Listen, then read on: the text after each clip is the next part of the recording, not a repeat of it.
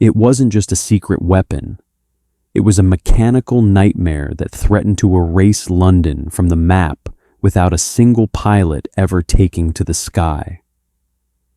How did the most advanced intelligence network in history fail to see a massive launch ramp hidden in the open? Why did a system built to detect entire divisions surrender to a smudge of gray ink no larger than a grain of salt? And why did the men in charge, the decorated generals and the master strategists, become blind to the very doom approaching their shores? But history got it wrong. The cameras didn't miss it. The men did. They overlooked the warnings of a woman they considered just, an analyst, a fashion journalist who saw what their military eyes could not. Why did the Allied High Command ignore the only tactic that could save them? The answer wasn't in the classified vaults, but in the hands of the underdog. June 1943. The air in Medmenham, England, is thick with the scent of silver halide and damp stone. Outside the grand Gothic windows of Danesfield House, the English countryside is blooming in a vibrant, defiant green. But inside, the world is reduced to shades of gray. While the world watches the shifting lines of the Eastern Front, a different kind of war is being fought in the flickering light of the Photographic Interpretation Unit. Here, the Allied High Command has concentrated its most powerful weapon, the eye. Every day, Spitfires and Mosquitoes roar over occupied Europe, their bellies full of cameras instead of bombs. They return with miles of film. Millions of snapshots of a continent under the boot of the Reich. But there is a growing panic behind the polished buttons of the British General Staff. Intelligence reports whispers from the Polish underground, and frantic cables from spies in the Baltic speak of a vengeance weapon. They call it the Vergeltungswaffe, a pilotless aircraft, a flying bomb that breathes fire and travels faster than any interceptor. To the men in London, this sounds like the fever dream of a dying regime. The experts at the Ministry of Defense scoff. They believe in the heavy bomber. They believe in the dogfight.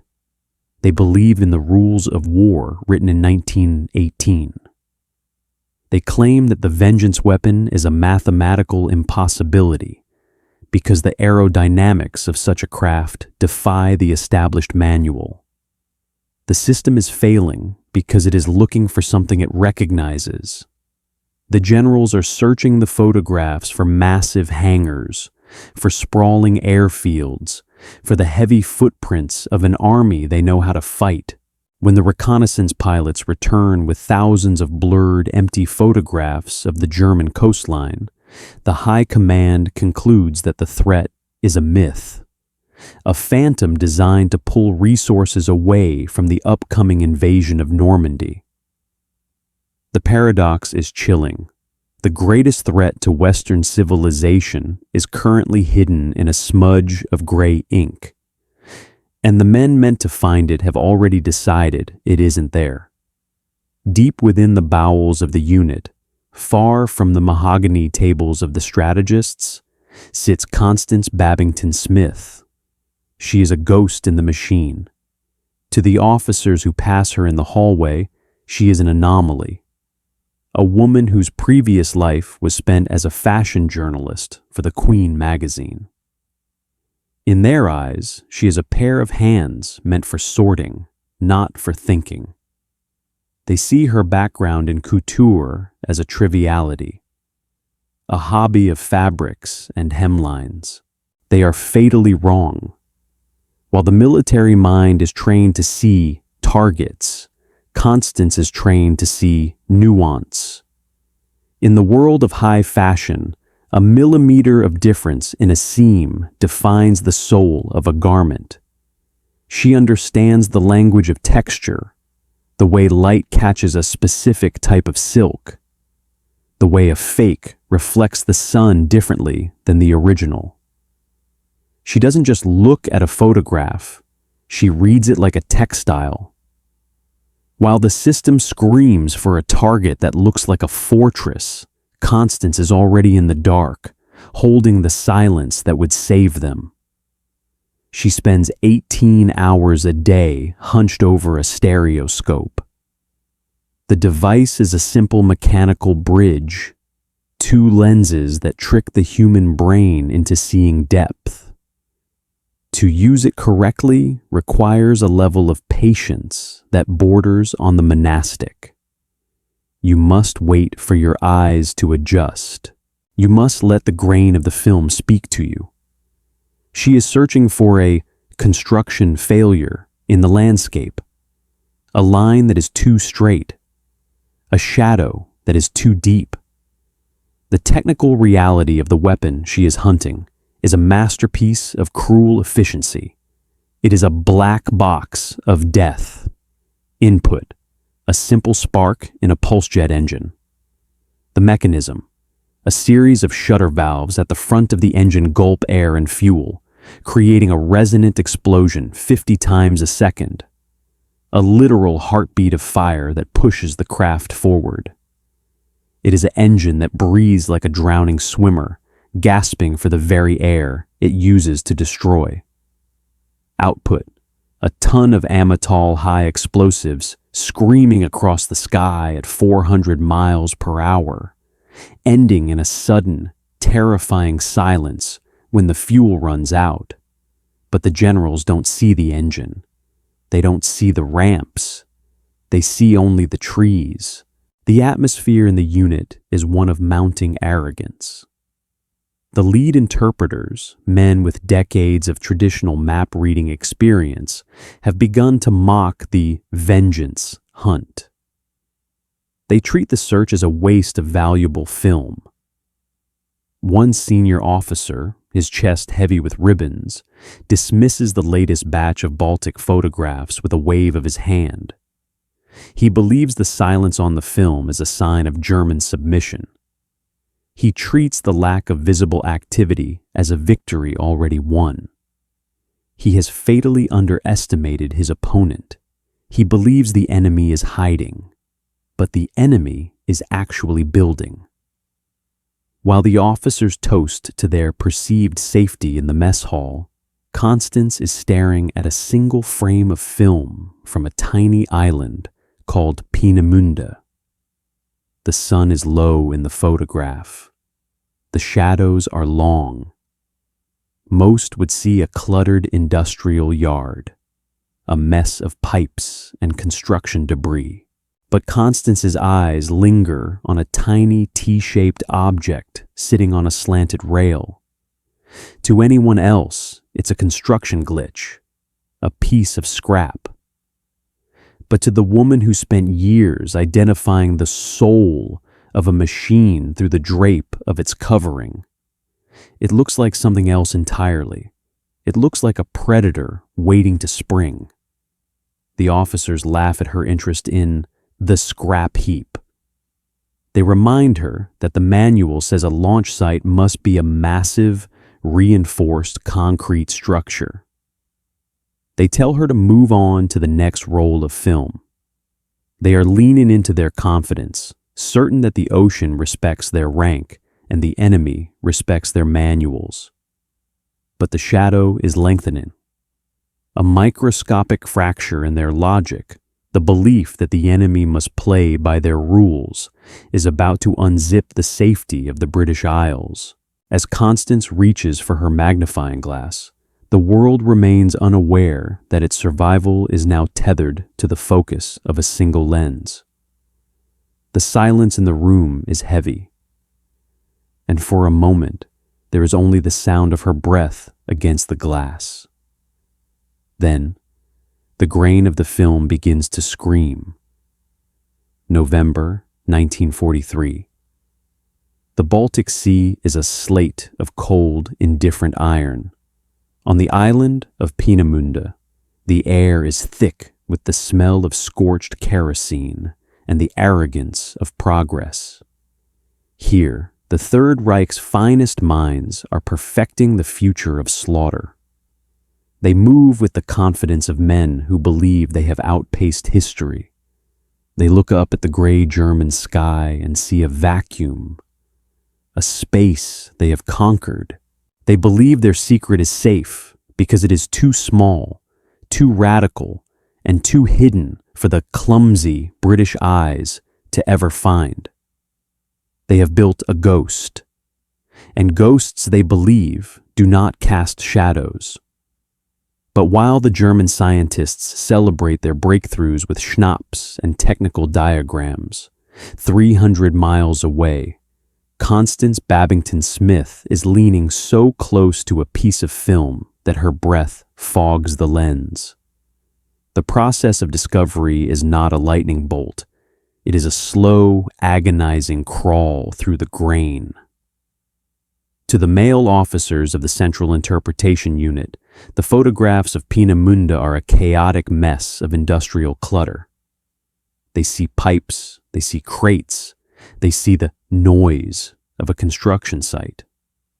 They have already cataloged this area as a secondary facility, a place of minor interest. They claim that if a weapon of this magnitude existed, it would require a launch site the size of a cathedral, because their manuals say so. But Constance isn't reading the manual. She is reading the soul of the machine. She slides a new pair of photographs under her stereoscope. This is the yes, but of intelligence work. Every time she thinks she has found a target, she must prove herself wrong. She must look for the why behind the shadow. Her eyes, trained by years of dissecting the intricate silhouettes of Parisian couture, begin to notice a pattern that the military mind has dismissed as a construction glitch. She sees a slanted rail, a ramp, pointing like a finger toward London. It is a masterpiece of deadly simplicity. While the British experts were looking for massive artillery pieces, the Germans had built a steam catapult.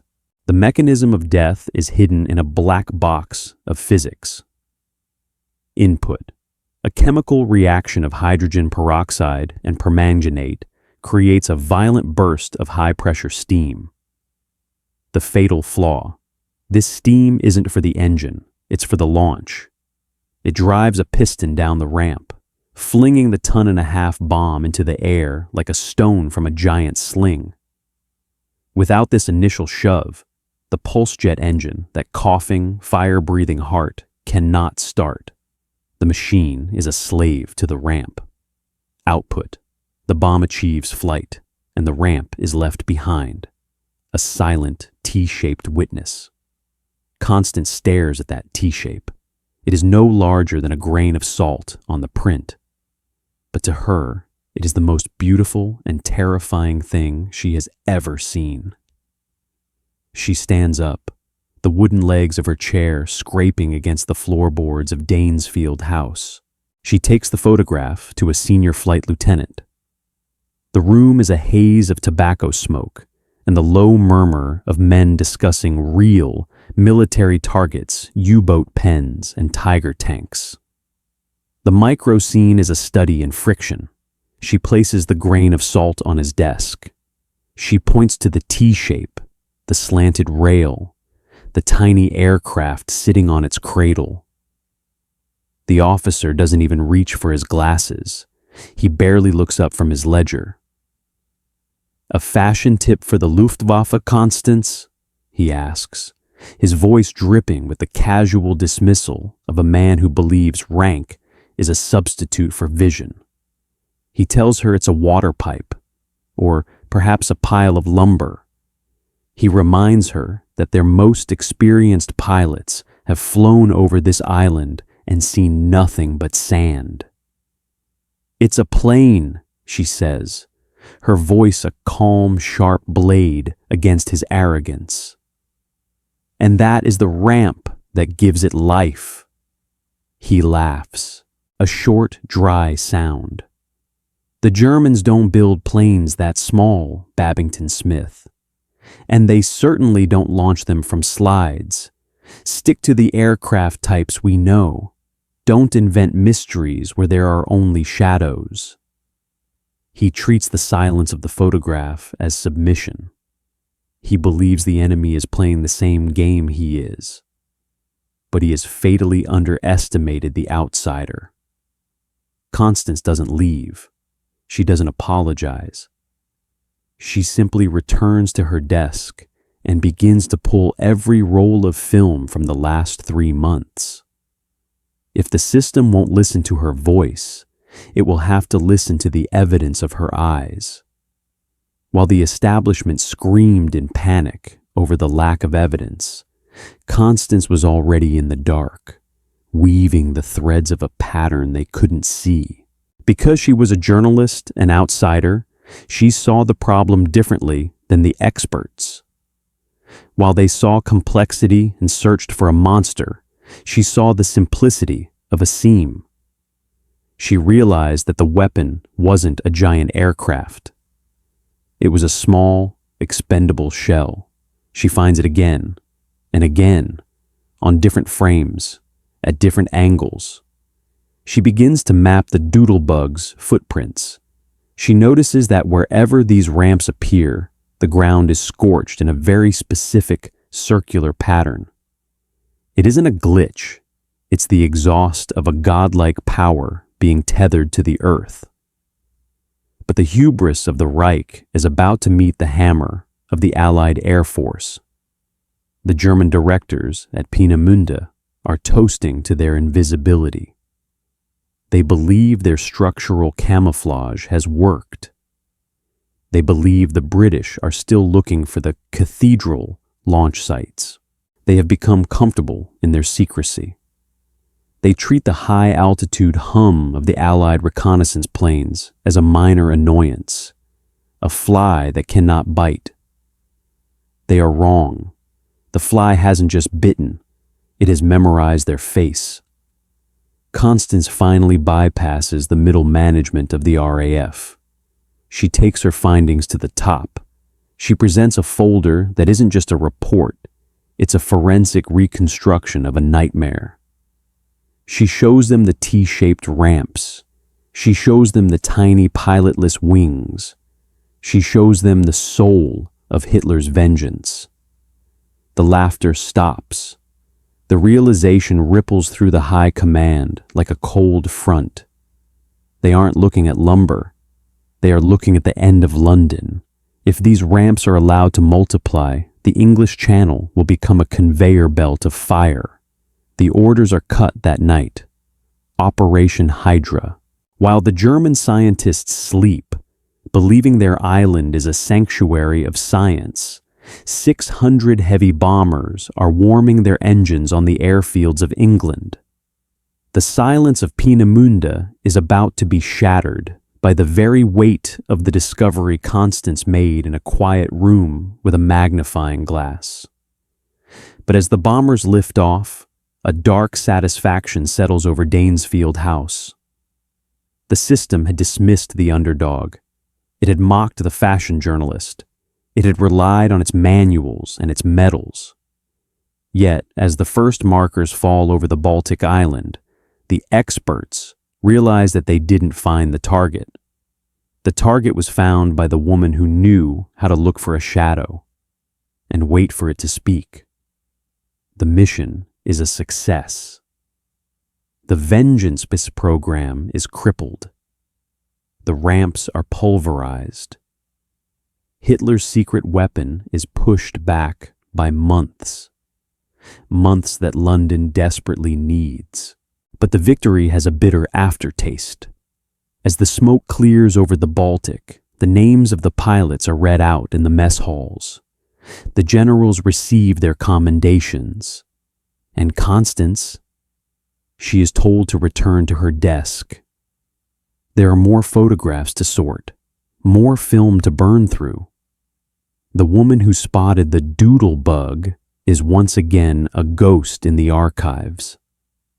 She has saved a city, but the system is already moving to reclaim the credit and the silence.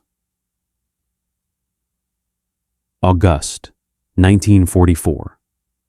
London. The city is vibrating with a new, mechanical rhythm.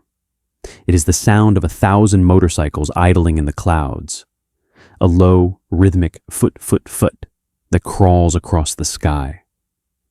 The people in the streets don't look up for a pilot because there is no one inside the machine. This is the doodle bug, the V1 flying bomb. It is a simple tube of sheet metal, a weapon designed by a regime that has stopped valuing the human element. The black box of its death is a masterpiece of brutal physics. The mechanism, inside the tail, a pulse jet engine gulps air through a set of spring-loaded shutters. As fuel is injected and ignited, the shutters slam shut, forcing the explosion out the back.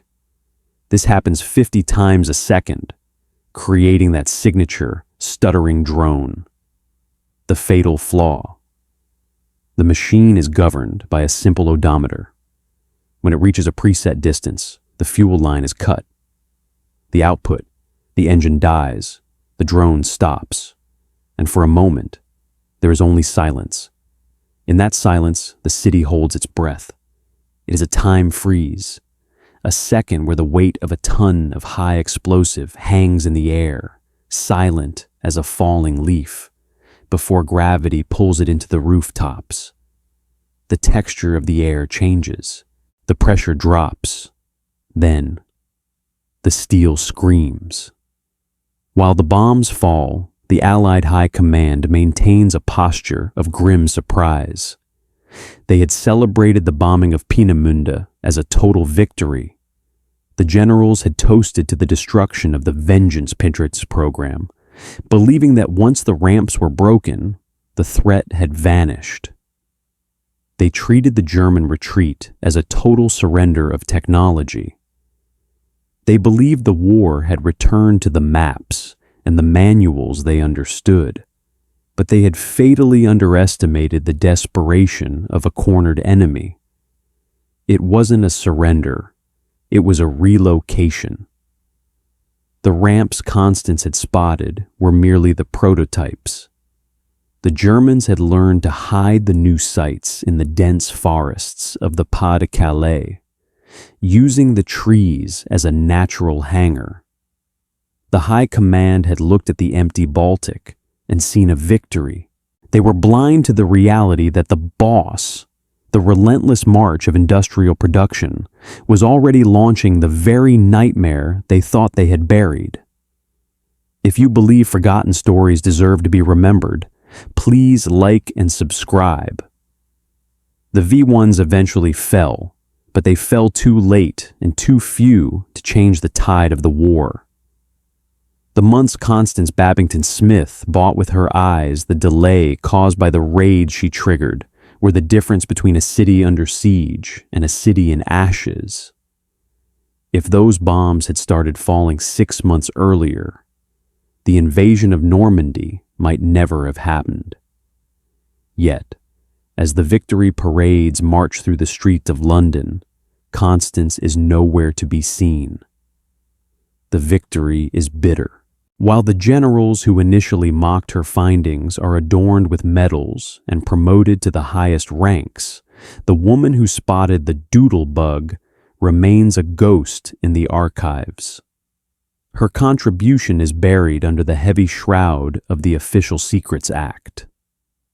Her background in fashion is used as a reason to keep her story quiet, a triviality that doesn't fit the heroic masculine narrative of the Great War.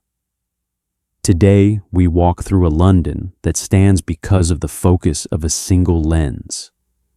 We inhabit a world of satellite surveillance and artificial intelligence, systems that can see everything and understand nothing. We rely on the system to protect us, yet we ignore the individual spirits who see the truths hidden in plain sight. We must ask ourselves, in an age of total information, do we still have the patience to look? Or have we lost the eyes of Constance Babington Smith, trading the intuition of the human spirit for the comfort of the machine. If you believe that stories like Constance's deserve to be remembered, join our ranks by subscribing and leave a like. We have synthesized this narrative from reputable historical archives and verified sources. However, the fog of war often extends to the history books. If you spot any inaccuracies or have additional details to share, please correct us in the comments. We strive for the absolute truth, and your knowledge helps us get there. Thank you for keeping history alive.